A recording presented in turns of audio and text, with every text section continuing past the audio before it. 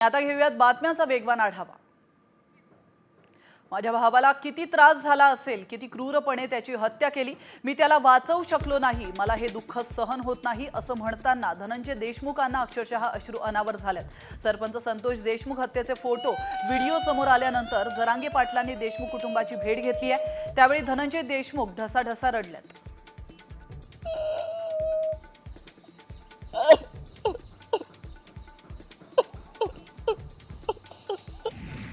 सरपंच संतोष देशमुख यांच्या हत्येचे फोटो पाहून मनोज जरांगे पाटलांचा राग अनावर झालाय। कराड गँगचा सुपडा साफ करण्याची प्रतिज्ञा यावेळी जरांगे पाटील यांनी घेतली।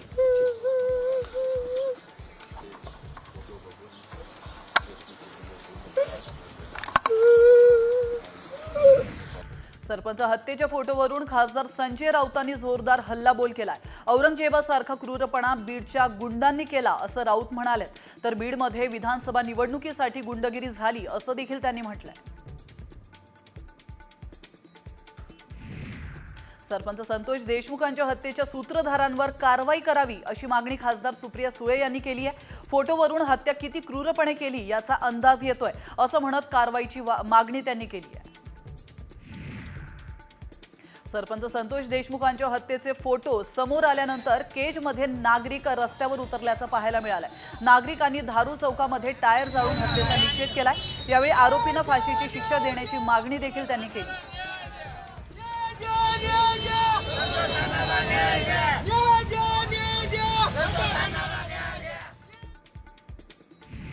वाल्मिक कराडला फासावर लटकवा अशी मागणी करत ठाण्यामध्ये शिंदे सेनेनं आंदोलन केलंय।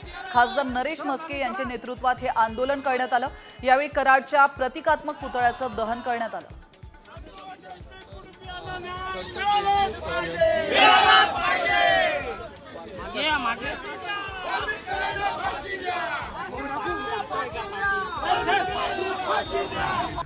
सरपंच संतोष देशमुखांच्या सर्व आरोपींवर आणखी एक गंभीर कलम वाढवणार आहेत अशी माहिती सूत्रांनी दिली आहे। केज पोलीस ठाण्यामध्ये आणखी एक कलम वाढवण्यात येणार आहे। देशमुखांची विटंबना केल्यामुळे कलम वाढवला जाणार असल्याची माहिती आहे।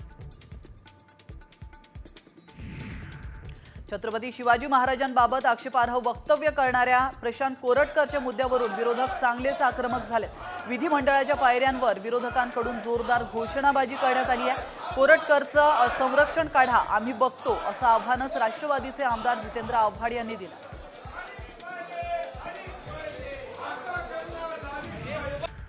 सपा आमदार अबू आझमींना औरंगजेबाचे उदात्तीकरण करणारे वक्तव्य भोवण्याची शक्यता आहे। त्यांच्यावर निलंबनाची कारवाई होणार असल्याची माहिती सूत्रांनी दिली आहे। मुख्यमंत्री, उपमुख्यमंत्री, विधानसभा अध्यक्ष, सभापती यांच्या बैठकीत निर्णय झाल्याची माहिती आहे।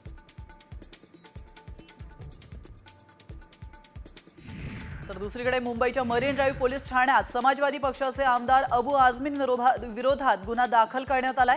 औरंगजेबाचं उदात्तीकरण करणं अबू आझमींना चांगलंच भोवलंय। औरंगजेब उत्तम प्रशासक असल्याचं अबू आझमी यांनी म्हटलं होतं। नौपाडा पोलिसांनी 0 FIR दाखल करून मरीन ड्राईव्ह पोलिसात पाठवलाय। समाजवादी पक्षाचे आमदार अबू आझमींवर गुन्हा दाखल करण्यात आलाय। ठाण्याच्या वाघे इस्टेट पोलीस स्टेशनमध्ये आझमींवर गुन्हा दाखल करण्यात आलाय।